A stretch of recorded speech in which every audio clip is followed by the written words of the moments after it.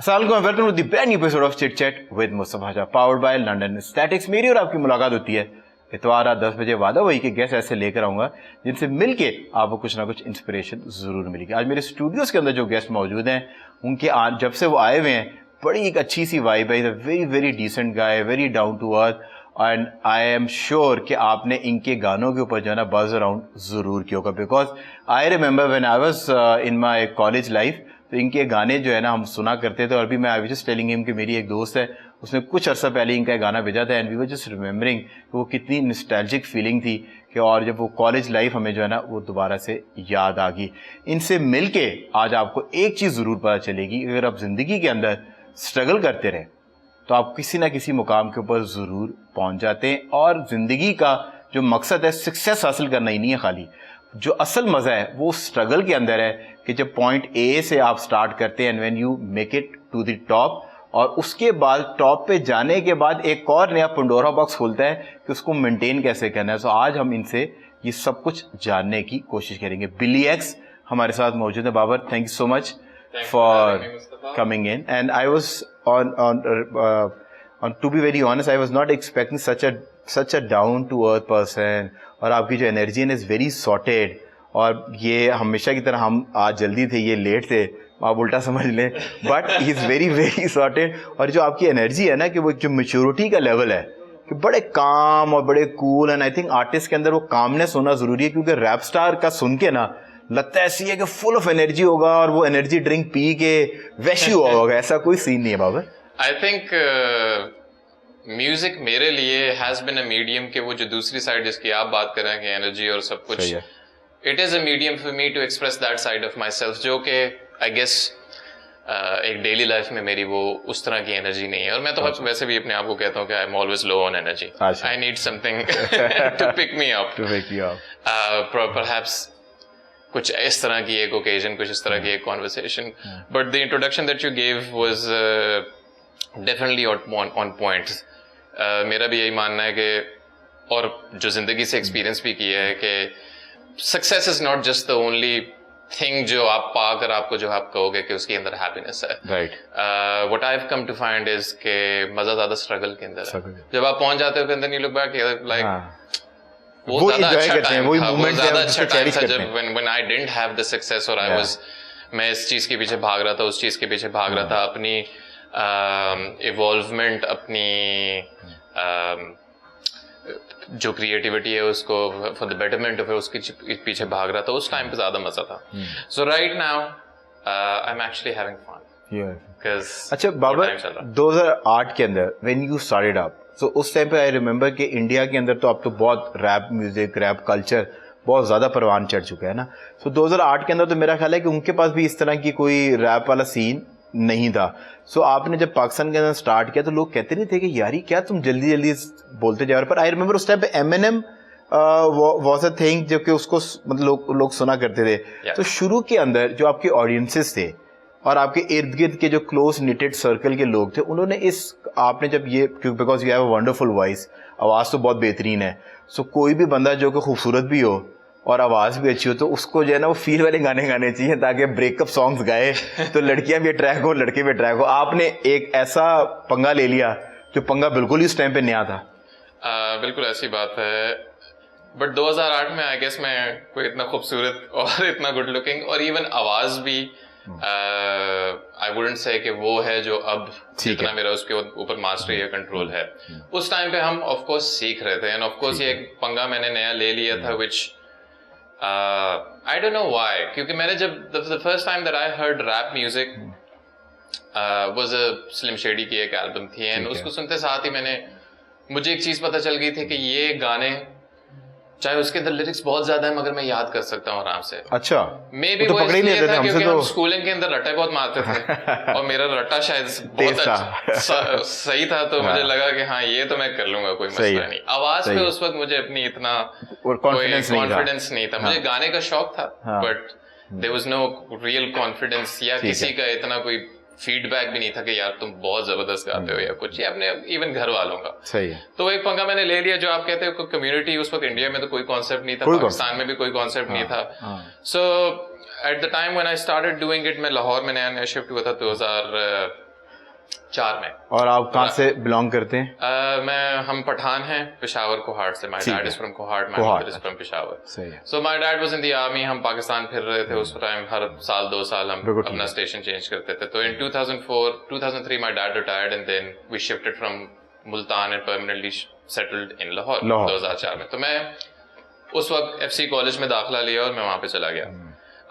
Rap का कीड़ा मुझे तो लड़ चुका था, मगर nobody else around me was doing it। Acknowledge करने का। हाँ जी, लाहौर आके मुझे एक चीज ये एटलीस्ट देखी कि क्योंकि बड़ा शहर था और उस वक्त हम बड़े शहरों में ऐसा नहीं रहे थे, तो बड़ा शहर था।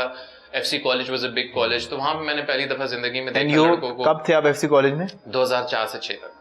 अच्छा, I was also there at that time। तो you would remember कि उस वक्त एक म्यूजिक सोसाइटी होती थी, और फिर भी यानी वो लाहौर के अंदर, और वो नया गोरों ने टेक ओवर किया था, पहला बैच था। And then again it was the time 2003-4 वाला, जहाँ पे आतिफ असलम और ये जल और ये सब कुछ पॉपुलर हुआ था। तो पिक्स होती थी, UCP, सारे के सारे जो है ना लड़के गिटार लेके बाहर निकल आए थे। तो even I was looking at people। अब अंदर ही अंदर तो मैं ये मेरा रैप वाली खलबली चल रही थी, मगर बाहर से यानी मैंने कहा गाने का भी शौक था, तो मैंने लड़कों को देखा ये गिटार उठाया हुआ है। फिर एक टाइम पे मैंने वाले साहब से फरमाइश की कि प्लीज मुझे भी एक गिटार ले दें। तो 12वीं में फिर मैंने भी गिटार ले लिया था, and I started learning the guitar as well, which was a great thing at the time. क्योंकि and you joined music society के वैसे ही आप? I did. पहले साल में मुझे किसी ने कोई लिफ्ट नहीं कराई, मैं परफॉर्म करना चाहता था सब कुछ। और दूसरे साल में ही इस तरह हुआ, और मैं ये रैप वाली अपनी चीज बहुत छुपा के रखता था। Like it was just something for me. मैं घर पे एमिनेम के गाने, ये तो मुझे पता था कि like Eminem was still a name, और यानी उसकी मूवी भी उस वक्त तक आ चुकी थी और लोगों ने सुना हुआ था, but no one was doing rap music, so I was keeping that to myself as well। And you wanted to become a musician? Rap अपनी आप, हाँ, in general रैप आप अपनी मतलब कहते हैं ना क्रिएटिविटी के लिए या अपनी रिलैक्सेशन के लिए गा रहे थे, but you wanted to be a musician, आप guitarist. I wanted to be a singer and everything। rap was, उसकी significance मेरे लिए जो थी was in the sense के जो लिखने का पर्सपेक्टिव है, the only time I started feeling like writing something was when I've listened to, क्योंकि rap was इतनी simple poetry थी कि मैंने कहा अच्छा, poetry does not have to be इतनी मुश्किल नहीं हो उसको simple भी हो सकता है। तो मैंने लिखनी शुरू कर दी थी, और उस वक्त माइंड यू के पंजाबी और उर्दू के अंदर रैप का कॉन्सेप्ट ही नहीं था, कोई कॉन्सेप्ट नहीं। तो you had to improve your English writing. तो वो मैं जो 9वीं 10वीं से शुरू हुआ था लिखना, तो मैं 11वीं 12वीं तक मैं अपने पेजेस भर रहा था वहां पे, जस्ट जनरल राइटिंग, उसकी कोई मैं गाने नहीं लिख रहा था, मैं सिर्फ जस्ट ऑफलोडिंग और अपने हाँ दिन के अंदर क्या हुआ, कॉलेज के अंदर क्या हुआ है, मेरी अपनी फीलिंग्स, तो मैं उस तरह अपनी लिखाई। And you were a very sensitive sort of a person start से। I was a very quiet and shy। Observe अच्छा करते थे बहुत ज्यादा। वो बहुत अच्छा आर्टिस्ट होता है जो ऑब्जर्व अच्छा करे। ऐसे ही है, तो लाइक आई वुड बी 2 घंटे की लोगों की सिटिंग के अंदर, जो चाहे जो भी है फैमिली वाले, मैं बस quite like always used to be the quiet child जो बस ऑब्जर्व करता रहता, ज्यादातर बोलता नहीं। हाँ उसकी किसी से दोस्ती हो जाए तो फिर वो जाएगा उसके साथ। पर आपको पर एक्सप्रेशन सारे पता थे कि अगर आप मतलब गुस्से के एक्सप्रेशन क्या होते हैं, रोमांस के एक्सप्रेशंस क्या होते हैं, क्योंकि जो ऑब्जर्व करता है ना वो डिफरेंट कैरेक्टर्स अपने इर्द गिर्द वो देख रहा होता है। डेफिनेटली आई गेस क्या एज होगी उस वक्त, 15-16 साल जिस वक्त तक कॉलेज में पहुंचे होंगे हम, तो it was still like you're getting to know more and more about what life is and how many emotions are there। हाँ प्यार का थोड़ा बहुत पता चल चुका था उस टाइम पर, और FC कॉलेज का तो तुम्हें पता होगा कि मर के 10 लड़कियां होती थी। और वो वहाँ की सारी कैटरीना कैफ उनकी डिमांड, और पता नहीं क्या बन चुकी होती थी वो, क्योंकि उनकी डिमांड बहुत होती थी यार, क्या याद करा दी। So moving back, college is a very different ball game। मगर हाँ फर्स्ट ईयर में मुझे कोई म्यूजिक सोसाइटी में चांस नहीं मिला, सही है। कुछ भी नहीं। उसकी क्या वजह थी? Because you were too pappu for them, और के मतलब वो शाये थे, एक्सप्रेशन नहीं था, क्या मसला क्या था? आपको डिस्कवर नहीं किया था कि मुझे लगता था कि मैं, और आप जब वहां जाते थे उनको बता नहीं पाते थे कि मैं हूँ कौन या मैं क्या बनना चाहता हूँ, यानी मैं उनको जल के गाने सुना रहा हूँ, एंड हाँ ठीक है लाइक इतना कोई बुरा नहीं गा रहा हूँ मगर इतना कोई अच्छा भी नहीं गा रहा हूँ। No one really took me seriously at that time. तो इन सेकंड ईयर फिर ऐसा एक इंसिडेंट हुआ कि देयर वाज एक लड़का था जो गिटार बजाता था, और वो म्यूजिक सोसाइटी का सॉर्ट ऑफ हमसे एक आधा साल सीनियर था, मैनेजमेंट में था, तो उसके साथ दोस्ती यारी थी। Then he one day said कि यार एक स्टूडियो जाना है इधर एक बाल टाउन। सही है। तो मेरे पास थी मोटरसाइकिल, तो मैंने कहा चलो ठीक है मैं तुम्हें ले जाता हूँ। तो वो मुझे ले गया स्टूडियो मैं कभी स्टूडियो नहीं गया हुआ, ना मैंने कभी देखा है, ना मैंने कभी एक्सपीरियंस किया, तो it was a very big thing for me कि वो उसने मुझसे पूछा और मुझे ले गया साथ में। तो हम गए वहां पे, आप जैसा खूबसूरत जो है ना लड़का बाहर आया और बिल्कुल जवान, और लाइक लग रहा था कि बिल्कुल उसकी लाइक फवाद खान टाइप की शक्ल थी, and I was really impressed with studio, और वो आपस में गपशप लगाते रहे। और फिर कुछ टाइम बाद उस लड़के ने मुझसे पूछा कि भाई आप क्या करते हो, तो मैंने कहा यार मुझे ये आर्टिस्ट पसंद है और थोड़ा बहुत गाना। और तो उसने जब सुना कि एमिनेम को पसंद करता हूँ, उसने कहा ये गाना आता है, मैंने कहा हाँ आता है। उसने कहा सुनाओ। तो गाना तो मुझे रटे हुए थे सारे के सारे, रटे वाली बात हमने याद रखी है, पूरी एल्बम वो आपने याद रखनी है कि रटे वाला जो कॉन्सेप्ट था। तो that was the first time कि मैंने किसी के लिए, किसी के सामने, सिवाय में भी अपने कुछ जो दोस्तों के नहीं, पक्के यारों के अलावा किसी को वो उस तरह सुनाया। मैं लूज योरसेल्फ गाना शुरू किया, वो गिटारिस्ट तो ऑलरेडी साथ था, उसने सुना, उसने वो पीछे रिफ बजानी शुरू की, पूरा गाना खत्म कर दिया। उसने कहा ये गाना आता है, मैंने कहा बिल्कुल आता है। उसने कहा वो सुनाओ, वो भी सुना दिया। By the time we were exiting his studio, उसने कहा यार तुम मेरे बैंड में आ जाओ। अब आई डिड नॉट नो कि हाउ टू टेक दिस इस तरह का फीडबैक जो मुझे पहले कभी नहीं मिला था। मगर उस दिन से मुझे ये पता चल गया कि maybe singing is not for me, like as far as if I want to make something of it. और rap music, rap like this is something that unique, कि इतना कि उसने मुझे पहली दफा सुना, उसने कहा कि यार मेरे बैंड में आ जाओ। हालांकि is accomplish, he has the studio, उसके ताल्लुकात होंगे और सब कुछ। और मुझे कौन सा बैंड था वो? द बैंड वाज कॉल्ड रू, जिसका किसी ने भी नहीं सुना। अच्छा। अंडरग्राउंड। हाँ, उस वक्त तो लाहौर में आपको पता है कि the underground scene was in itself a very big thing. तो एंड आई फील लाइक अब उसको लोग रेव कहते हैं, पहले उसको अंडरग्राउंड वाज समथिंग कि it was a big thing for me कि जिसने हमें तराशा और हमें it made me the artist eventually बाद में। और वो कनेक्टिविटी जो थी ना, वो भी लोगों के आपस में आर्टिस्ट की उसी वजह से कनेक्टिविटी थी। that was like हमारे लिए सोशल मीडिया वो था, like how to promote my song, कि आप अंडरग्राउंड पे जाओ अपना एक क्या दिन थी कि आप पोस्टर लगाते थे डिफरेंट कैफेज में, ऐसे 6-8 कैफे थे हर हफ्ते, वो हॉपनॉप चले गए, वो उधर 2-4 कैफेज में लगाया। एज ब्लॉक में कैफे प्लैनेट था, हाँ कैफे प्लैनेट कुछ, हाँ समथिंग प्लैनेट समथिंग एक था आई थिंक गुलबर्ग में। और इसी तरह मतलब कि ये तो लगाने नहीं देते थे, ये जो टी ब्लॉक वाले हैं वो जो आइसक्रीम वाले हैं, वो they never used to put posters. बाद में एलए अपटाउन एलए, सो वो मतलब वो 4-5 जगहों पे आप पोस्टर लगाते थे और क्राउड खुद ही चल के 40-50 लोग आपको चाहिए होते थे, वो आ जाते होते थे। And it was a very regular thing, हर महीने में 1-2 शोज होते ही रहते थे। तो आपने that was your entry in the underground bands. उस बैंड के थ्रू आप अंडरग्राउंड के अंदर आना शुरू हो गए। उस वक्त एटलीस्ट अभी मैंने अंडरग्राउंड शोज बनाने शुरू नहीं किए थे, सेकंड ईयर में था मैं एफसी में। उससे ये था कि वो confidence led to me getting an opportunity, अपना एफसी कॉलेज का जो एक सालाना एक शो होता था, तो उस पे उन्होंने मुझे परफॉर्म करने दिया रैप सुन के। तो मैंने एमिनेम का लूज योरसेल्फ तब भी परफॉर्म किया था। And I remember I used to have long hair back in the day, क्योंकि वो रॉक वाला एलिमेंट तो अभी भी, यानी वो जो हम जल और आतिफ और ईपी और ये सारे सुन रहे थे, और उसके बाद इंग्लिश रॉक और मेटल ऑन द साइड, तो गाने वो सुन रहा था, लिख रहा रैप था। So there was this contradiction, and I guess that's what was unique about later on जो मेरे स्टाइल ऑफ म्यूजिक जब मैंने अपने गाने लिखना शुरू किए, कि मेरी इन्फ्लुएंसेस बहुत डिफरेंट हैं। लाइक आजकल अगर रैपर्स जो होंगे मोस्टली आपको कहेंगे हम जे कोल से इन्फ्लुएंस्ड हैं, या जो भी ड्रेक्स एंड और इफ वी गो बैक बिगी, और मेरे लिए एक स्लिम शेडी या मार्शल मैथर्स या एमिनेम जो भी नाम लें आप, मेरे लिए एक सिंगल वो था। I would listen to a little bit of rap here and there, but other than that, I would then listen to a lot of metal music. पर आपका जो सटायर और आपकी जो कॉमेडी है वो सारी डबल मीनिंग पे ही है। ऐसा ही मतलब आप कुछ भी, आपका जो इस टाइम पे टॉप नॉच आपका सब कॉन्टिनेंट का प्रोग्राम है कॉमेडी का, कपिल शर्मा, उसमें सारी बातें डबल मीनिंग होती है। आप उसको किस तरह लेते हैं, एंजॉय करें। उस टाइम पे सब कुछ ढका छुपा होता था, मगर मेरे लिए रैप म्यूजिक वाज अबाउट कि आप जितना जो आपकी जिंदगी में like whatever is real needs to be on paper. सही है।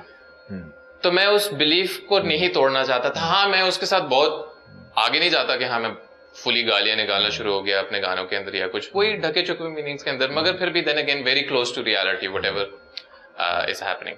खैर मुझे पता था कि वो उस टाइम के लिए बहुत ज्यादा है। तो I guess the very first feedback that we got was, so this is 2008. सही है. LSE में हम पढ़ रहे हैं.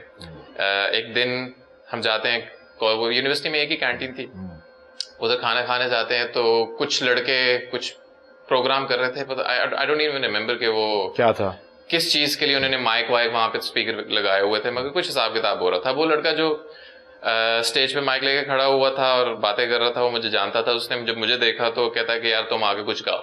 काफी देर में उसे कहा कि नहीं, मैंने कुछ नहीं गाना.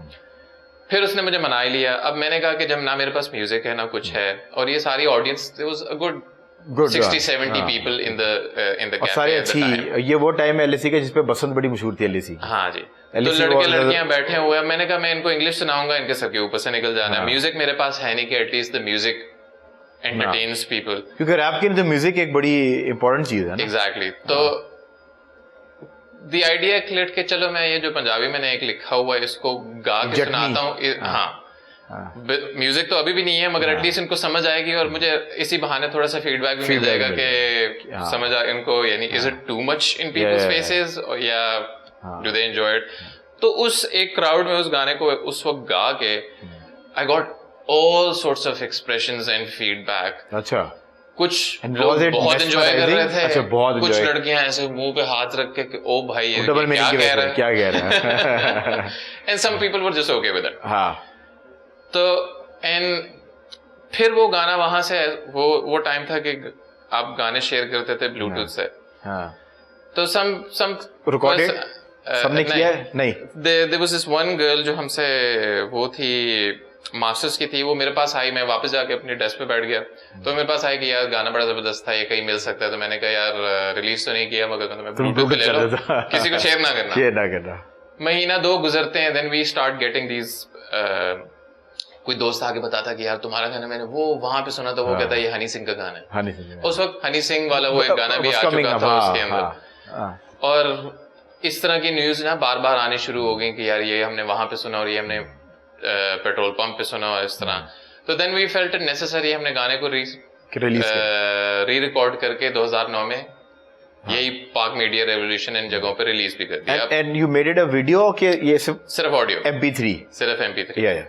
तो 2009 से लेकर 2011 तक का फिर इस गाने का सफर है, जस्ट बीइंग इन MP3, और हम हर अंडरग्राउंड शो पे उसको जाके परफॉर्म करते थे. But it become the song जिसने आपको रिकॉग्नाइज कराया एटलीस्ट अंडरग्राउंड सीन के अंदर. ऐसे ही अच्छे तरीके से रिकॉग्नाइज कराया. हाँ. अब ये 2011 हो गया है. अब 2011 हो गए, हम graduate. Still money not coming in. Underground से थोड़ी बहुत होती थी. हाँ, हम अंडरग्राउंड के जब किंग बन गए, अच्छा, तो हमें कॉल्स आने शुरू हो गए, आपके नाम पे अंडरग्राउंड शोज बिकना शुरू हो गए. हाँ, ऐसे. और ये कब था? ये 2010 तक हो गया था. 2010 तक. By the time we were graduating, तो हमें अब लोगों से कॉल्स आने शुरू हो गए कि प्लीज हमारा शो आगे बजाएं. और ये जटनी इसी की वजह से, इसी की वजह से, कुछ उसकी वजह से था. And then again the performance was there as well, क्योंकि ये वो टाइम है जिस वक्त rock music was so popular कि रैप जो जिनको आता भी था ना, वो भी डरते थे बाहर. But for some reason I had the confidence in me. और यानी शो का नाम होगा रॉक म्यूजिक नाइट या विंटर रॉक या समथिंग इस तरह करके, और सारे हैवी मेटल बैंड बजा रहे होंगे, और एक अकेला मैं जाके स्टेज पे एमिनेम का गाना या 50 सेंट का गाना या अपना गाना. वो एनर्जी, क्योंकि जब वो बजा रहे होंगे तो एनर्जी यहाँ होगी, आप क्राउड की एनर्जी नीचे लेकर आ रहे हैं. नॉट नेसेसरीली, क्योंकि chutney Punjabi was a very uplifting song. और वो जब पर उस टाइम तो वो हेड बैंगिंग वाला सीन था ना. और मैं वही कह रहा हूँ कि मेरे भी बड़े टाइम तक लंबे बाल थे, मैं भी हेड बैंगर था. तो it would gives people like वो, और वो I would sing lose yourself most of the time. तो उसके अंदर भी वो एनर्जी थी, जो कि ठीक है, रॉक और मेटल के अंदर भी बहुत एनर्जी होती है, मगर people still I guess just like I was looking for something else, people were looking for something else as well. And it was rock music में लोग फिर भी बहुत साइड लाइन होके कुछ अपना ही कोई अलग ही ऐसा म्यूजिक बजा रहे होते थे जो अक्सर क्राउड नहीं सुनना चाहता था, अनलेस यू प्ले आपके EP के गाने या उस तरह के, या इवन हमारे पुराने जुनून उनके गाने. EP से जो है ना, EP ने आप इस सिस्टम पे आप सर्कल कर रहे थे, तो EP भी आपकी लाइंस के ऊपर ही था ना, बट इट हैड कि वोकल पॉइंट भी था, Fawad Khan was also there, Ahmed Ali Butt was doing a rap part. So EP ने अपनी गेम कब उठाना शुरू की?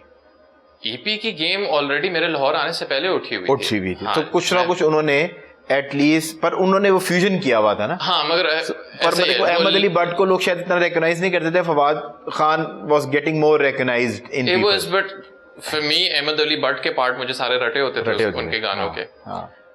तो they were already a thing and then Ahmed Ali Butt was such a यानी उसकी पर्सनालिटी ऑन स्टेज में कॉन्सर्ट्स में उसको जाके देखा था कि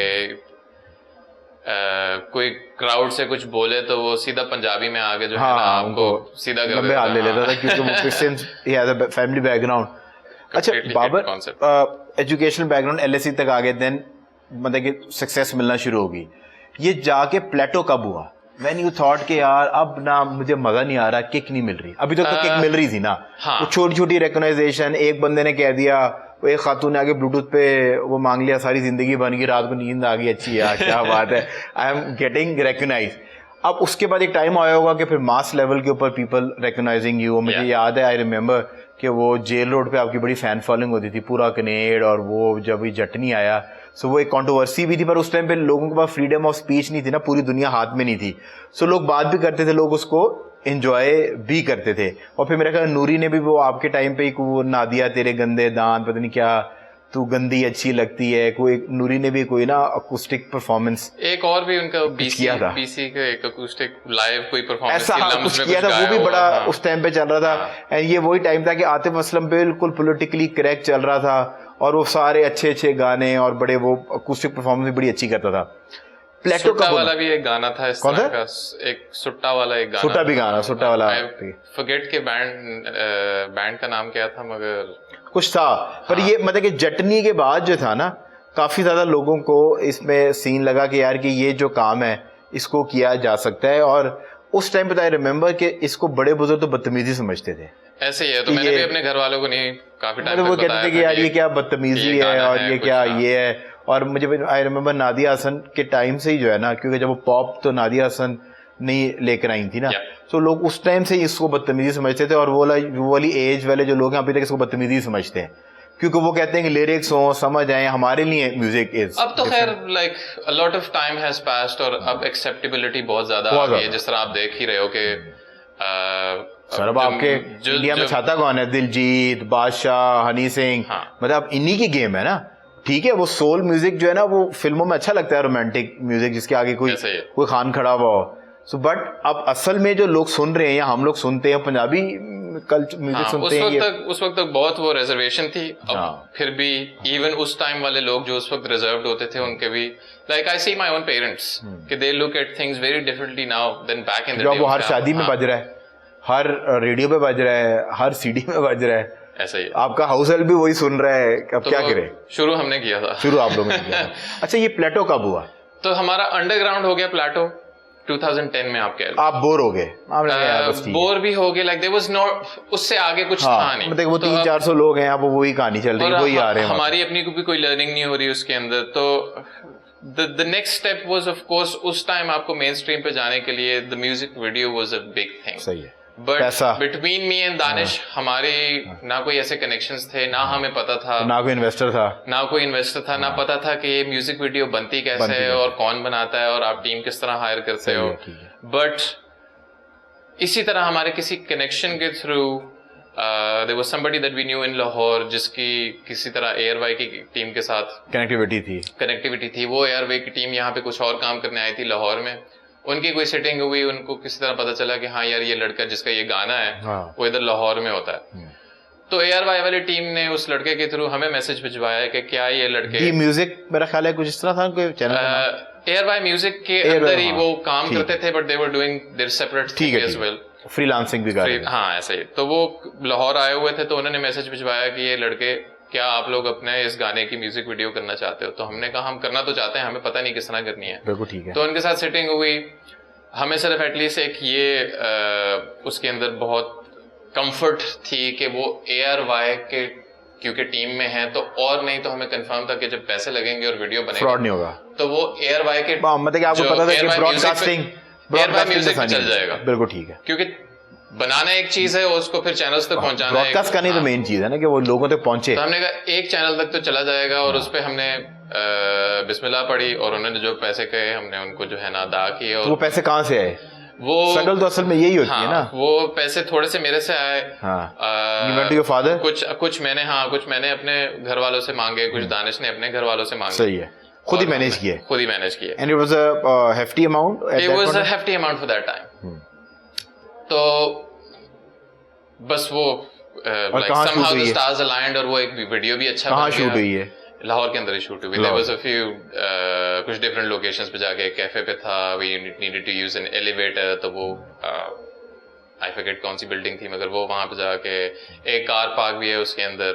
बड़ी अच्छी चीज बन गई।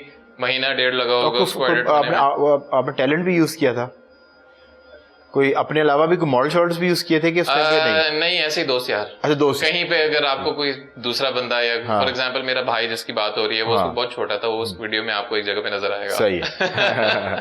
ठीक। तो there were lot of people जिन्होंने हेल्प की उस चीज को होने में। महीने के अंदर एडिट हो गई होगी। उसके बाद एयरवाई म्यूजिक और मे बी कुछ जो उनके कनेक्शंस के थ्रू और चैनल्स पे भी चली गई, मगर अभी भी बात बनी नहीं थी।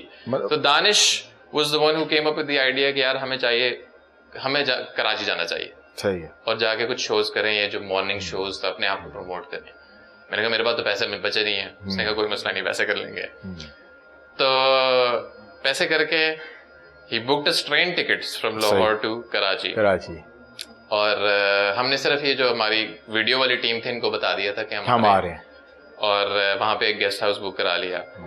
We stayed there for about 5 days to 7 days। और उसमें ये था कि बस हर दिन कोई ना कोई, पहले वो आए, वो साथ में, like now we are in the guest house, Waqar Zaka walks in, Waqar Zaka is still a big thing, मगर उस टाइम के बिना। सो एवरी नाइट और आफ्टरनून और द नेक्स्ट डे समवन जिनको हमने सिर्फ सुना होता था या रेडियो पे या गाना गाने वाला या टीवी होस्ट या कुछ, someone would be walking in, इसी तरह कॉन्टेक्ट्स की तरफ, और से मिलने आ रहे थे। और बस बस गपशप, क्या हाल है, गप्पे हमें गप्पे लग रही थी। और वहां से कहता था यार वो मेरा मॉर्निंग शो वाला वो जाने वाला है, उसके पास इसको बिठा दे, वो रेडियो शो 89 पे डीनो के साथ इसको बिठा दे।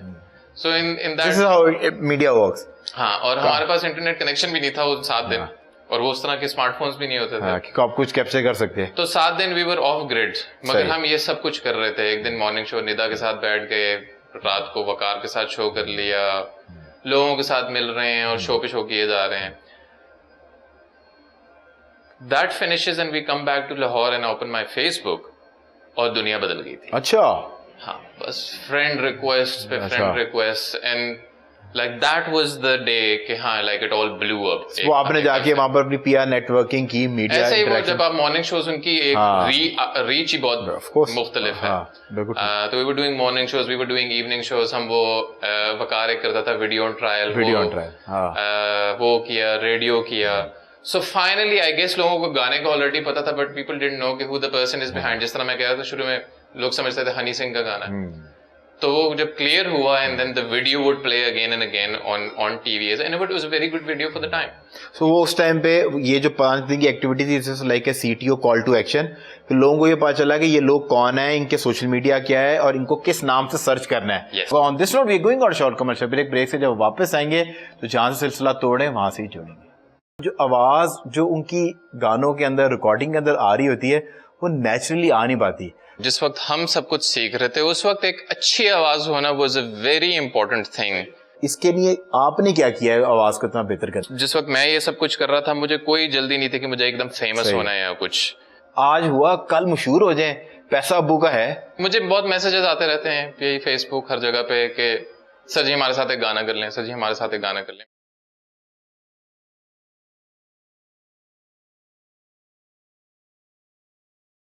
So very nice, क्या बात है। और मैं हमेशा मतलब कि I just listening it internet के ऊपर, और ये जितनी आवाज़ आपकी बैलेंस्ड है, मतलब कहीं से ना बहुत सारे रैप करने वाले लोग हमारे पास आते हैं, पर ओरिजिनली जब अकूस्टिक परफॉर्मेंस देते हैं ना, तो वो जो आवाज़ जो उनकी गानों के अंदर, रिकॉर्डिंग के अंदर आ रही होती है, वो नेचुरली आ नहीं पाती।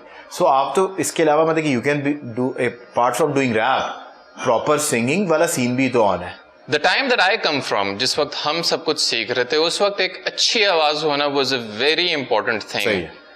चाहे आप कोई भी जॉनर ऑफ म्यूजिक कर रहे हो, डज नॉट मैटर। तो इवन अगर मैं रैपर हूँ और मैं कहना कि हाँ, लाइक आई एम मेरा इतना कोई स्केल या कोई स्पेसिफिक उसके अंदर जो है ना नोट्स नहीं लग रहे, but then again your tone had to be very specific.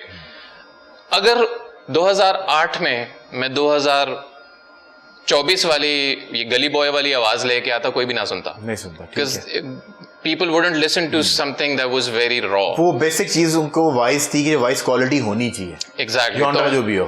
तो हम like I said, मुझे गाने का एक तो शौक भी था, and then again just your own mental जो आप अपना रिकॉर्ड करके सुनते हो कि how do you sound and do you sound nice to yourself, एक अपना भी वो था कि this thing or this tone that you hear today took a lot of years to develop. to develop. वो चाहे मैं रॉक के गाने गा के करता था या वो एमिनेम की टोन्स कॉपी करने की कोशिश, या even just this normal singing. So guitar बजाने का शौक था, कुछ उसका फायदा हो गया. And now I can sort of balance it out. हाँ, मैं अभी भी इतना कोई जबरदस्त सिंगर नहीं हूँ कि मैं I can compete with the Abdul Hanans or the from today or the Atif Aslams from back in the day, but I can balance it out in the form of a decent song. पर हमने जो आपकी live मैंने तो बिल्कुल बिला मुशाबा बैठ के सुनी है, मुझे तो आपकी आवाज़ बिल्कुल माशाल्लाह फ्लॉलेस लगी है. और ये अच्छा, अब सिर्फ जस्ट टू अंडरस्टैंड कि जो सर रैप म्यूज़िक है, मैंने ऐसा बताया कि हमारे पहले भी ऑलरेडी लोग आए हुए हैं, सो जब वो रैप करना शुरू करते हैं ना, तो उसमें कोई ऐसा कोई क्लिक नहीं है, बिकॉज वही वाली बात है कि वो गली बॉय वाले उनकी रैप जो है ना रिकॉर्डिंग में अच्छा लगता है, बट वो आवाज़ के ऊपर उन्होंने वो काम बिल्कुल नहीं की हुई. सो वो आपको लाइव परफॉर्मेंस में और इसी तरह बिल्कुल विदाउट एनी म्यूजिक जब आप सुनते हैं, सो वो किक नहीं आती. बट मतलब कि मुझे तो ये लगा ही कोई नहीं है कि आपने कोई रैप शैप किया. मुझे तो लगा कि आपने एक गाना गाया, बड़ा बेहतरीन किस्म का एक मैशअप जो है वो गाया. हाँ, it was a good occasion के गिटार उठा के उसके ऊपर बंदा क्या कहते हैं sort of do a mashup. तो ये दो गानों का मैशअप था, चटनी का और कुर्ती का. अच्छा, जो आवाज़ है, जितने अभी देखने वाले हैं, क्योंकि अब there are lot of people जो कि रैप वाले बनना भी चाह रहे होंगे, एस्पायरिंग होंगे, बन चुके होंगे, so what is your advice for them? क्योंकि मुझे लगता है आपने रियाज शायद अपने गले को ओपन अप करने के लिए, अपनी आवाज़ को, वो कहते हैं ना कि कहीं भी ऐसा नहीं लगा कि कहीं से आवाज़ फट रही है, और आपका वो जो बैलेंस था वो बिल्कुल जिस तरह एक बिल्कुल लर्न एक सीखा हुआ ए टीयर का सिंगर हमारे सामने बैठे गाना गाए ना, तो उसकी ए टीयरनेस होती ही है कि उसकी जो आवाज़ की क्वालिटी है वो बिल्कुल फ्लॉलेस होती है. सो वो पाई. तो इसके लिए आपने क्या किया है आवाज़ को इतना बेहतर करने के लिए? It's about practice, and the one advice that I always give to newcomers, और जो अभी मैं दूंगा, कि जल्दी ना करो. सही है. किसी चीज़ में भी आजकल सबसे बड़ा मसला सोशल मीडिया और इन चीज़ों का आई वुड से मसला है कि लोगों ने अभी अपनी आर्ट सीखी नहीं है और उनको पहले ही उसको दिखाने का मतलब मसला ये कि फल पकने से पहले उतार लेंगे तो कच्चा ही होगा ना. तो मैं अभी भी उस चीज़ पे बिलीव करता हूँ कि the first impression is the last impression. मुझे जिस वक्त मैं ये सब कुछ कर रहा था, मुझे कोई जल्दी नहीं थी कि मुझे एकदम फेमस होना है या कुछ. मैंने जब कम से कम 2, 3, 4 साल तो मैं सिर्फ लिखता रहा before I thought of my self good enough to write a song.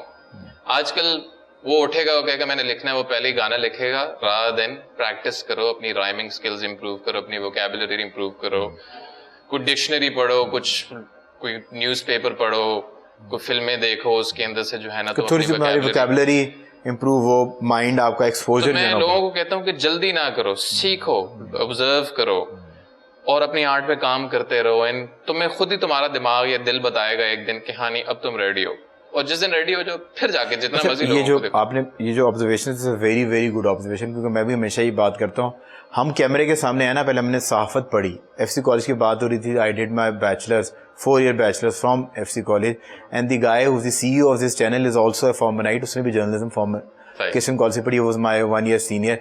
Then we went for a masters and specialization, वो पढ़ा. उसके बाद हमने कैमरे के पीछे काम किया, फिर कैमरे के सामने आना शुरू. आज मैं जाता हूँ यूनिवर्सिटीज में, if I go to my own university, मैं जर्नलिज्म की है, 95% of people wants to come in front of camera. और भाई क्या हो जाएगा ऐसी जिंदगी में, क्या आ जाएगा.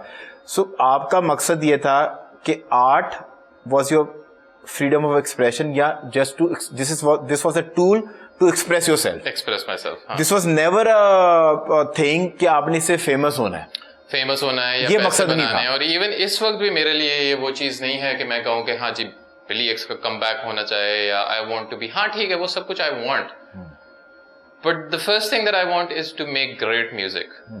और फिर वो हो ना हो वो बात की बात है. मेरा ख्याल है जब प्रोडक्ट ग्रेट होती है ना तो वो सक्सेसफुल हो ही जाती है. और उसको ग्रेट करने में it takes lot of time, patience, money to make a product जो कि लोगों को, मतलब बिली एक्स जो ये गाना हमारा आपका है 2011 का चला के ऑफिशियल लॉन्च हुआ था, ये 8 से चल रहा है पर वो अभी भी रेलेवेंट है. 2024 वजह कि उसके उस गाना लिखने से पहले कितने सालों की वर्किंग थी और वो अभी भी मेहंदियों के ऊपर लोग जो ये आपने मैशअप गाया है, ये बड़ा बेहतरीन मैशअप है. किसी भी एक बहुत ही रीजनेबल फैमिली के अंदर इसके ऊपर लोग डांस करेंगे, एंजॉय करेंगे और इस पे सीटियां भी मारेंगे फैमिली वाले. अच्छा, पहले मेहंदियों पे नहीं बजते होते थे, अब तो बजते हैं ना. मतलब और इसके ऊपर वही बाबा जी जो घर के जो सबसे ज्यादा कंजर्वेटिव है वही उठ के सबसे पहले तालियां मारेंगे क्योंकि बात यह है कि मजा जो चीज देती है वो क्लैप निकल आती है उसके अंदर.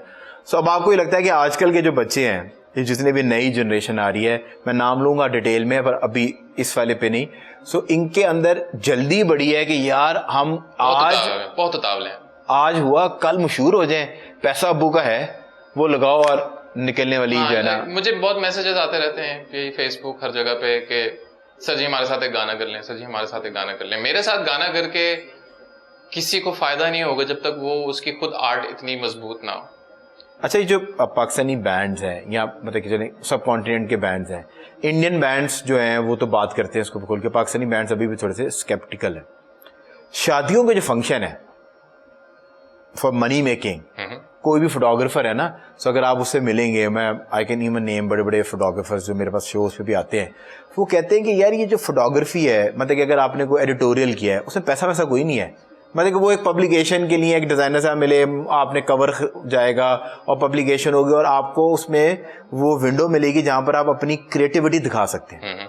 अंडरग्राउंड और ये सारे जो प्लेटफॉर्म्स हैं ये आपकी क्रिएटिविटी को दिखाने के लिए, अब तक तो ठीक है. पैसा जो है शादी के फंक्शन से कितने % आता है अगर एक बैंड, क्योंकि बैंड ने रहना भी है ना, आपके एवरीडे एक्सपेंस भी तो है ना. तो शादियों के फंक्शन आप करते हैं उसको बुरा समझते हैं. कुछ 8 ईयर आर्टिस्ट हैं जो भी बड़े बड़े हैं, वो शादी के फंक्शन के इतने पैसे मांग लेंगे कि देने वाली कहानी नहीं होती. और कुछ आर्टिस्ट हैं मतलब कि बड़े बड़े लोग हैं जो शादी, अली ज़फ़र, आतिफ असलम, राहत फ़तेह अली खान, ये सब शादियों के फंक्शन के अंदर आके गाते हैं, बल्कि नामों से दूल्हा दुल्हन के शाउट आउट्स भी देते हैं. अब तो ये एक नया यॉनरा खुल गया है. अब तो रेहाना भी जो है हमारी बाजी, आप देखें आप देखिए सर पैसे में कितनी ताकत है कि वो, पर उसमें कोई कहानी ये है कि वो सफोरा उसने खरीदा हुआ है इंडिया का, जो वो मेकअप वाली शॉप्स हैं डिफरेंट, सो वो सफोरा है उसका है. और सफोरा को सेटल डाउन करने में अमानीज ने हेल्प की थी, इस वजह से वो वहां पर आई थी. कुछ ऐसी कहानी भी है क्योंकि शादी में सर बजाया और पब्लिसिटी कितनी सर, उसने हर अशर से हर बाउंसर के साथ तस्वीर खिंचाई, शॉट आउट दिया सर, पूरा उसने टाइम दिया है दबा के उसको. तो ये इसको बुरा क्यों समझा जाता है शादियों के फंक्शन में, क्योंकि आप उस जॉनरा से हैं जब म्यूजिक सीन यहाँ पर सेटल डाउन हो रहा था, इसको इतना बुरा क्यों समझा जाता है कि शादी के फंक्शन में जाके गाना नहीं गाना? टू बी ऑनेस्ट पर्सनली मैंने इसको कभी बुरा नहीं समझा, मगर एंड मैं तो कहूंगा कि लाइक हम तो ये कहते थे कि यार काश हमारे गाने भी होते कि हम शादियों में बजा सकते थे. Another platform opens up for me, family से कनेक्ट करने का. उस वक्त चलो अभी तो फिर भी बहुत there's other channels or streams of revenue that an artist can get, मगर उस वक्त तो ये शोज ही थे आपके पास, चाहे वो स्कूल के शोज हैं या जो भी है, शोज से ही एक आर्टिस्ट पैसा बना रहा था. तो शादी पे क्या, हम नॉर्मल स्कूल पे भी जाके जो है इस तरह का भी, बल्कि 1-2 दफा scene, I forget the name of the school here Lahore में, हमने, दिस इज प्रोबेबली 2011 से शायद पहले ही हो, क्योंकि उस वक्त अभी वीडियो रिलीज नहीं हुई थी हमारी. तो I would go to this school and we have been invited and we are being paid for that show. ठीक है. और वहां पे मैं I think it was either जटनी और चुम्मी दा सवाल जो मैं परफॉर्म करना शुरू करता हूँ और पीछे से प्रिंसिपल के ऑर्डर्स पे म्यूजिक बंद कर दिया जाता है. It was at that time अभी यानी वो सोच चल रही थी. तो ये तो उनका कसूर है ना कि सोचे बगैर बुला लेते हैं आर्टिस्ट को, मतलब कि तो उनका काम है ना, बुला के इसको. There was this diversion in this new school emerging, जिनको वो गाने सुनने हैं. वो बच्चे बुला रहे होंगे ना जो इवेंट करा रहे हैं, प्रिंसिपल वो प्रिंसिपल और वो मेजर साहब, और ये वही प्रिंसिपल साहब हैं जो शादी के ऊपर सबसे ज्यादा तालियां बजा रही होंगी इस गाने के ऊपर जब उनके अपने बच्चे नाच रहे होंगे. और फिर बाद में उस स्कूल में हमने लेटर ऑन भी किया, एंड देन दैट प्रिंसिपल, हाँ जी मेरी बेटी बहुत बड़ी आपकी फैन है और प्लीज तस्वीर खिंचवा लीजिए इसके साथ. तो there was this thing, so I but you open to शादी के फंक्शनों पे परफॉर्म करने में? हाँ, only when if my music is, अगर एक टाइम पे मैं वैसा Being म्यूजिक enjoyed. बनाऊं कि वो मैं अपने दिल के अंदर समझता हूँ कि हाँ यार ये शादी के लिए परफेक्ट म्यूजिक है, कोई मसला नहीं। ब्रो अब आप RDB सीजन आता है शादी का, वो तो मेरा ख्याल है आके ना कहीं लाहौर और कहीं मिड में आके ना बैठ जाते हैं दोनों, और लड़ाई चल रही होती है कि वो वाला RDB क्या, ये वाला RDB सही है जी। वो अगर 25 मांग रहा है वो 17 में कर देगा वो इवेंट, वो 17 पे आ गया वो 12 पे कर देगा वो इवेंट। मतलब कि ये शादियों के ये लेग पुलिंग तो चलती सब रहती तमाशे मतलब कि वो चलते रहते हैं। और इरफान एहसन और ये जो वेडिंग वाले फोटोग्राफर्स हैं वो अगर उनके घर पे बच्चे की बर्थडे होगी तो ये जो है ना RDB वाला एक बैंड जाके बजा देगा कि पैदल हमारी वीडियो आपने लगानी है लाजमी ताकि बुकिंग आए। Yes. So, अगर वो उनको बुलाया जा सकता है, आप यकीन करें कि मतलब अभी तक ना मुझे समझ नहीं है कि आलू चाट किसका है। एक दो गाल वो इससे बताते हैं, हमेशा आप उनसे पूछेंगे वो कहेंगे यार हम वो है जिन्होंने आलू चाट गाया था, हम वो है जिसने अक्षय कुमार के फलां गाने गाए थे। अगर हम असली मोहम्मदी निहारी है, असली मोहम्मदी निहारी का समझ नहीं आ रहा है कि वो कौन सी वाली है। सो जब हमारे पास अपनी असली मोहम्मदी निहारी लाहौर में मौजूद है तो हम ये इम्पोर्ट क्यों करते हैं बाहर से? I just wanted to understand क्या ये हम मतलब बिकॉज अगर मैं आपके गाने के ऊपर मेरे घर में अगर शादी है तो जिस तरह आपने परफॉर्म किया है सो मैं तो इसके अंदर बहुत इंजॉय करूंगा। पैसे भी नेचुरली कम होंगे उनके, तो टिकट विकट ये वो भी करेगा, कम पैसों में मैं ज़्यादा इंजॉय कर सकता हूँ। सो ये आपके एंड से प्रॉब्लम है if I can say this कि आपने कनेक्ट नहीं किया राइट तरीके से उन मतलब कि एजेंट्स के साथ। क्योंकि मुझे तो लगता है कि अगर आपको मैं इंडियन बना के भी और आपको यूके का बैंड बना के भी हम आपको खड़ा कर दें, क्योंकि पीछे जो बजाने वाले होते हैं वो हर किसी के पीछे शादी के फंक्शन में 3-4 ही वो म्यूजिशियंस हैं जो हर किसी के पीछे बजा रहे थे। अब किसी भी शादी के फंक्शन में चले जाएं, वो वाला RDB या ये वाला RDB, पीछे म्यूजिशियंस वही होंगे, आगे 2 चेहरे फर्क हो जाएंगे। अच्छा, इसके what you are not understanding is कि मेरा टेन्योर जो था पहले वाला वाज लेट्स से 2000, अगर हम अर्ली भी शुरू करते 2009 टू 2014, उसके बाद मैं पाकिस्तान से गायब हो गया। सही है। उस वक्त तक हाँ पॉपुलैरिटी थी ऑफ जो भी मैं रैप म्यूजिक में कर रहा था, मगर acceptability on the higher level, बच्चों में तो सब कुछ है और वो ठीक है, डंडोरा और वो सब कुछ है, मगर जो the people who are controlling all of this, जो पैसा आता है, जहां से पैसा आता है, चाहे वो ऑर्गेनाइजेशंस के अंदर लोग हैं, चाहे वो स्कूल्स के अंदर लोग हैं, या चाहे वो शादियों में जो बड़े लोग हैं, they were not accepting of this at all at the time. So I was still fighting the system when I finally left Pakistan, and that was probably one of the reasons as well कि यानी मुझे वो मजा नहीं आता कि like everywhere you go you hear hit a wall। और हाँ अगर मैं थोड़ा कुछ साल और गुजारता और like I would have broken those walls जो कि आज टूट चुकी हैं, बड़ा लेट टूटी हैं, मुझे तो लगता था शायद जल्दी टूट जाएंगी। तो उस वक्त तक तो और टूटी भी शायद वैसे कि वो जब वो लॉ एंड ऑर्डर सिचुएशन की प्रॉब्लम हुई और कॉन्सर्ट्स होना बंद हो गए तो फिर म्यूजिशियंस ने कहा कि भाई कहीं ना कहीं तो निकलना है ना। If we talk about this whole wave of rap music and alternative जो कि अब मेन स्ट्रीम पे आके दैट्स मेन स्ट्रीम नाउ, और बाकी वो रॉक और वो सारे Atif Aslam sort of taken a back step now, वो कुछ तो times have changed. And then as far as rap is concerned, Gully Boy जो मूवी आई थी उसका बहुत बड़ा हाथ था इसके अंदर, तो वो ना होती फिर बहुत मुश्किल, फिर शायद कुछ और साल लग जाते रैप को मेन स्ट्रीम पे आने में। तो जिस वक्त मैं ये सब कुछ कर रहा था तो आप शादियां तो भूल जाएं, हमें स्कूलों के शोज नहीं मिल रहे होते थे जो एक्चुअल ऑडियंस है। शादियों में तो चलो फिर भी बड़ी उम्र के लोग काफी ज्यादा हैं जिनके लिए ठीक है मेरे कुछ गाने आर सॉर्ट ऑफ ये सॉर्ट ऑफ हैप्पी सॉन्ग्स, सीधा सवाल हो गया, कुर्ती जटनी और इस तरह के, मगर then there is other very hardcore rap songs जो कि आप शादी में भी नहीं गा सकते। नहीं, पर लोगों के गाने भी तो गाए जा सकते हैं ना। भाई आपके पास तो आवाज है, कुछ हद तक आपके पास कौन सा कोई ऐसा गला है कि जब आप माइक पे कुछ और गाने की कोशिश करें लोगों को भाई खड़े यू हैव अ वॉइस। वो तो आप मतलब कि आप तो मुझे लगता है कि वो आतिफ असलम के सारे गाने गए तो लोग उसको भी एंजॉय करेंगे। I don't think so, I can... चले वो भी एक एक्सपेरिमेंट आपसे जो है ना ये भी हम करवा के देखेंगे। बट अब क्या सिनेरियो है, वो तो हो गया, नाउ यू आर बैक अल्हम्दुलिल्लाह, और सब कुछ उसी तरह ही है, सिनेरियो चेंज हो चुका है, चीज़ें आसान हैं और टैलेंट आपके अंदर जो है ना भरा पड़ा है। वो कहते नहीं कि कराची से लाहौर GT रोड के ऊपर आओ तो मर्दाना कमजोरी के ऐड भरे पड़े थे, उस तरह आपके अंदर टैलेंट भरा पड़ा है, वो तो कमी नहीं है। सो अब हमें किस तरीके से बिली एक्स से अगर कनेक्ट करना है तो व्हाट इज द वे कि जो कुछ सुनने वाले हैं, शादियों को सीजन आए, भाई कनेक्ट कैसे करें आपसे? यार कनेक्ट करना है इस जमाने में तो लाइक यू कैन फाइंड आपको इंस्टाग्राम पे DM ढूंढने से तो खुदा मिल जाता है। नहीं पर हमने खुदा तो हमने ढूंढना ही नहीं, हमें तो बिली एक्स बड़े आराम से मिल जाएगा यार। अगर आपको इंस्टाग्राम पे आपके ऑफिशियल पेज पे आके, आपने इंस्टाग्राम पे, टिकटॉक, आपके मैनेजर का नाम भी लिखा हुआ है, फेसबुक पे, कहीं पे भी ढूंढना है, मेरा हैंडल हर जगह पे है बिली एक्स म्यूजिक, BILLY XMUSIC। वो दो ऐसी क्या चीजें जो आप नाश्ते में नोश नहीं कर सकते? थोड़ा बर्गर है ना, Anyone cannot have, anyone cannot have. जो नाश्ते में नहीं कर सकते। You are running in a race and you cross a participant जो कि दूसरी निशिस्त के ऊपर है, आपने उसको क्रॉस किया, now on what position are you? Number 1 बनने की ख्वाहिश है, मगर नंबर 1 बनने के लिए मेहनत भी उतनी करनी पड़ती है। You have to sacrifice a lot.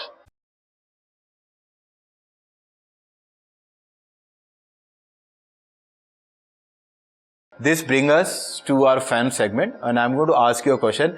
अगर आप सवाल का जवाब दे पाए तो आपके साथ ये लंदन एस्थेटिक्स का एक गिफ्ट वाउचर आपके साथ जाएगा। एक बहुत ही बेहतरीन सी इनकी प्रोडक्ट है और डिस्काउंट वाउचर है जो आपके साथ ये जाएगा। और अगर आप सवाल का जवाब नहीं दे पाए या गलत दिया आपने, तो उस सिनेरियो के अंदर जो आपके सामने रिफ्रेशमेंट्स पड़ी हुई हैं, आपने पैटीज का पैसे सर पैसे मीडिया के सामने आपने पैसे की बात की तो पैसे भी लिए जाते थे, बट अभी जो है ना आपने पैटीज का एक बड़ा सा बाइट लेना होगा। ट्रस्ट मी, नेशनल चैनल के ऊपर बैठ के कोई भी इंसान पैटीज खाता हुआ अच्छा नहीं लगता, तो थोड़ी सी रिफ्रेशमेंट अपने करीब कर लें। वो दो ऐसी क्या चीजें जो आप नाश्ते में नोश नहीं कर सकते? 2 things which you cannot have in breakfast. थोड़ा बर्गर है ना, Anyone cannot have, anyone cannot have और you cannot have, जो नाश्ते में नहीं कर सकते। जो नाश्ते में नहीं कर सकते। लंच और डिनर। लंच और डिनर, ये हेल्प जो है इनको पीछे से मिली है, तो ये एक स्टेप मैं पीछे लेके जा रहा हूँ क्योंकि ये आपके दिमाग की बत्ती नहीं चल रही थी, किसी आपकी टीम मेंबर की। और जो मैनेजर्स का काम होता है ना भाई, मैनेज करो, हेल्प ना करो। ये जिंदगी आपकी मुश्किल करने वाले। मैंने सोचा था 3-4 आसान सवाल पूछ के आपको इस सेगमेंट से जान छूट जाएगी, पर नहीं सर, एक रिडल है। वो कौन है जो फकीर नहीं है पर पैसे मांगता है, औरत नहीं है पर बस्ता लटकाता है, इंडिया की बात बहुत कर रहे हैं, तो पुजारी नहीं है पर घंटी बजाता है? वो जाते हैं ना मंदिर के अंदर जाते हैं तो घंटी बजाते हैं। जो फकीर नहीं है, फकीर नहीं है पर पैसे मांगता है। 3 अलग अलग लोग बताने, मतलब नहीं, ये है एक ही इंसान। अच्छा, मैंने आपको हिंट्स 3 दिए हैं, इसके खुसूसियात 3 बताई हैं आपको। फिर से रिपीट कीजिए। सर, फकीर नहीं है पर पैसे मांगता है, औरत नहीं है पर बस्ता लटकाता है, और पुजारी नहीं है पर घंटी बजाता है। बहुत कंफ्यूज। चले मैं आपको एक हिंट दे देता हूँ, क्योंकि आपकी आवाज मुझे मेस्मराइजिंग किस्म की लगी है, क्योंकि ये ब्लफ ही होता है जब भी हम म्यूजिशियंस को बुलाते हैं। यहाँ तो सर वो कहते हैं ना, पर्दा फाड़ या खिड़की तोड़ आवाज निकलती है, यहाँ फिर हमारी उम्मीदों को तोड़ के निकल जाती है कि बिल्कुल ही जो है ना बियॉन्ड लिप वो एक्सपेक्टेशन होती है। तो आपकी आवाज तो सर माशाल्लाह पर्दा तोड़ आवाज है आपकी। एडवांटेज मिल रहा है। तो एडवांटेज ये है कि ये जिस टाइम पे हम बड़े हो रहे थे उस टाइम पे ये बंदा बड़ा इंपॉर्टेंट होता था, ये कैरेक्टर बड़ा इंपॉर्टेंट होता था। इसकी इंपॉर्टेंस जब से ये आया ना, इंटरनेट आया, स्मार्टफोन आया, तो इसकी इंपॉर्टेंस कम होना शुरू हो गई। So are we talking about a person? A person, a character, एक ऐसा इंसान अच्छा, जो कि इस तरह की जॉब करता है, जो फकीर नहीं है मगर पैसे मांगता है, औरत नहीं है पर बस्ता लटकाता है, बस्ते में कुछ होता है, अच्छा, तभी वो लटकाता है बस्ता। और पुजारी नहीं है मगर पुजारी नहीं है, postman. Postman is one right answer. या बस कंडक्टर भी जो है वो एक, पर पोस्टमैन भी सर वो है, पर पहले पता है इश्क चलते ही पोस्टमैन के सर के ऊपर था। तो ये एक स्टेप आपसे मजीद जो है करीब हो गया है। मूविंग ऑन, मुझे लगता है पैटीज ऐसे ही पड़े रह जाएंगे। लिखे थे मगर आखिर में जला के फेंक दिए। You running in a race तक नहीं पहुंचे। You running in a race and you cross a participant जो कि दूसरी निशिस्त के ऊपर है, आपने उसको क्रॉस किया, now on what position are you? I am running in a race. आप एक रेस में दौड़ रहे हैं और आपने क्रॉस किया एक सेकंड, नंबर 2।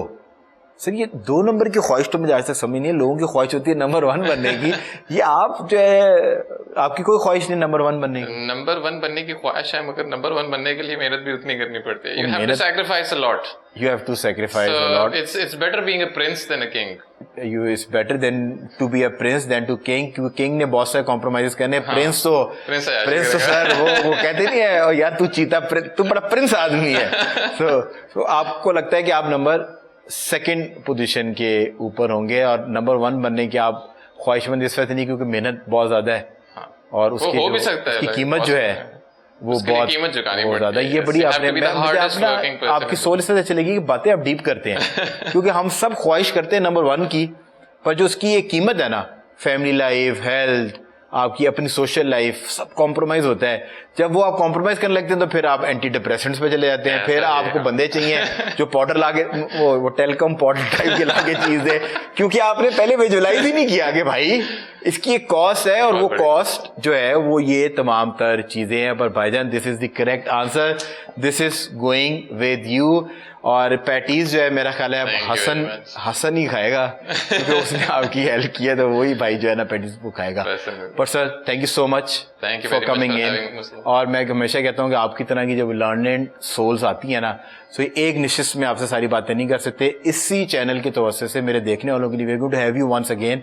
और बहुत सारी ऐसी बातें हैं कि मुझे तो आप यकीन करें कि मैं आपको 10% ही आपको मैंने अभी टच किया है। सो बहुत सारी I feel the same way कि अभी कॉन्वर्सेशन स्टार्ट ही हुई थी और टाइम हमारा, अगर if your viewers वो उनसे तुम्हें फीडबैक आया कि हाँ जी ask this person again, so I am just write it will be our player अगर हम आपको दोबारा जो है वापस लेके आ जाए। So, अगर आपको प्रोग्राम सोशल मीडिया पे देख रहे हो और प्रोग्राम आपको अच्छा लगा, अपना फीडबैक जो है कमेंट सेक्शन में जाके जरूर दीजिएगा।